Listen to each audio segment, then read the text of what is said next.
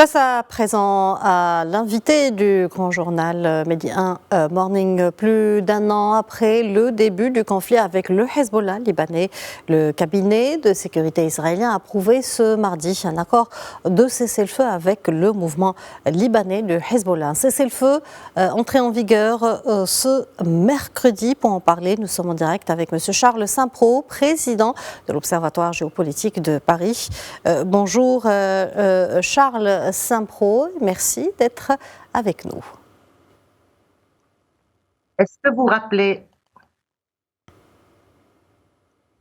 Monsieur Charles Saint-Pro, est-ce que vous m'entendez? C'est mon téléphone. Personne ne répond. Alors, Monsieur Charles Saint-Pro, plus d'un an après le début du conflit avec le Hezbollah libanais, le cabinet de sécurité israélien a approuvé ce mardi un accord de cessez-le-feu avec le mouvement libanais, le Hezbollah, un cessez-le-feu qui est entré en vigueur ce mercredi. Bonjour et merci d'avoir accepté notre invitation.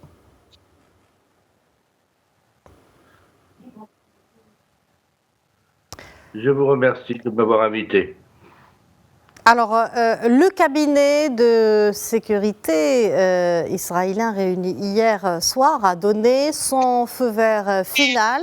Un accord de cessez-le-feu a été conclu entre Israël et le Hezbollah. Que prévoit cet accord entre Israël et le mouvement libanais? D'abord, il s'agit d'un cessez-le-feu pour 6 semaines. Donc ce n'est pas suffisant.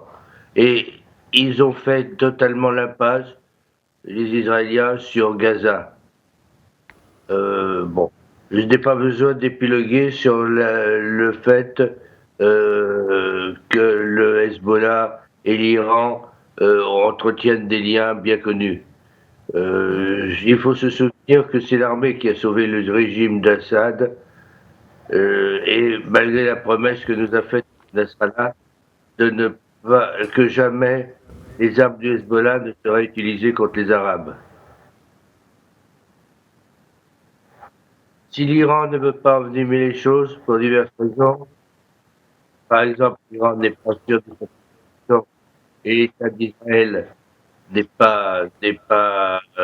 rêve de renouveler la vieille alliance qui date de Nabuchodonosor et avec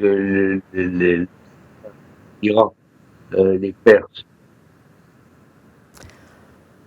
Je pense que les populations civiles sont prises en otage par les deux.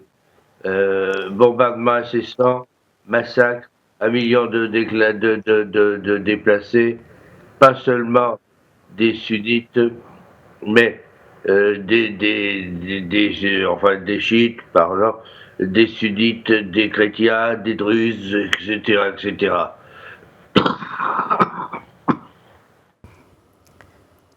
Alors, Monsieur Pro, malgré l'accord de cessez-le-feu adopté ce mardi, le Premier ministre israélien Benjamin Netanyahu affirme qu'Israël conservera une liberté d'action totale au Liban. Peut-on dire qu'il s'agit d'un accord qui s'annonce fragile, selon vous? Oui, bien entendu, cet accord est fragile. On parle d'un cessez-le-feu franco-américain. Mais ce plan est incomplet, car il s'agit d'un cessez-le-feu pour 6 semaines, je le répète, et par ailleurs, il exclut totalement Gaza, où l'armée israélienne se livre à d'horribles massacres. Ce plan américano-français a le mérite d'exister, même si Netanyahou aura du mal à nous expliquer comment il concilie son anti-iranisme et le fait qu'il négocie avec le Hezbollah, car c'est le Hezbollah qui est le négociateur. Il ne faut pas se leurrer. Bon, maintenant, Il faut que la France, parce que la France a un rôle à jouer au Liban, euh, renforce l'armée libanaise, parce que cette armée doit se déployer à la frontière et il faut la renforcer. Il faut la renforcer parce que elle est sous-équipée, elle est mal outillée, etc., etc., etc. Monsieur Charles Saint-Pro, je vous remercie pour toutes ces précisions. Merci d'avoir répondu à nos questions. Je rappelle que vous êtes président de l'Observatoire géopolitique de Paris. Merci.